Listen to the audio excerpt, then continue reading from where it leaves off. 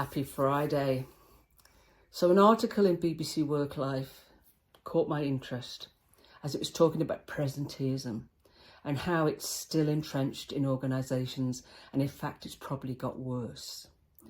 And we talked earlier in the week about the definition of presenteeism, and traditionally it's been you're not fit or you're unwell to work and yet you still turn up to work, whether that's physically or virtually, and you're unproductive and your condition just gets worse, and that's costly to both you and the organisation. The other definition is being always on, being present, not necessarily productive, you're not sick, but you just know that your boss will think favourably if they can see that you're always there. And we've talked about the change in leadership, needing protocols about communication, synchronous and asynchronous, and taking sick leave. It's a right you have. And we need a real change in leadership attitude to measure the right things, not measure hours.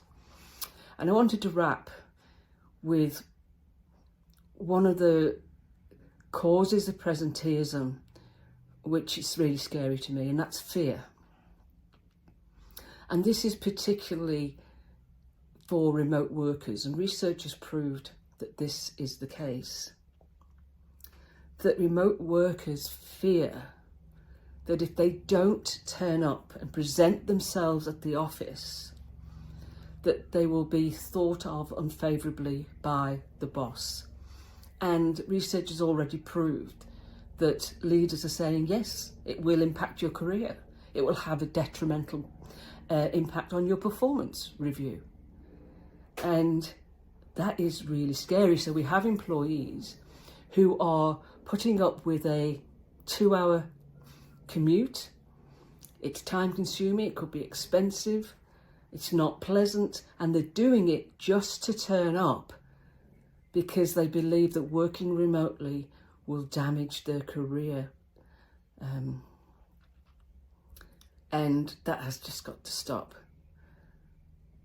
Work is what we do, not where we go. And we need leaders who can measure employee outcomes and value delivered, not hours. And they don't have to see them to know that they're working. And when people are driven by fear, that's when it leads to burnout, stress, anxiety, and burnout.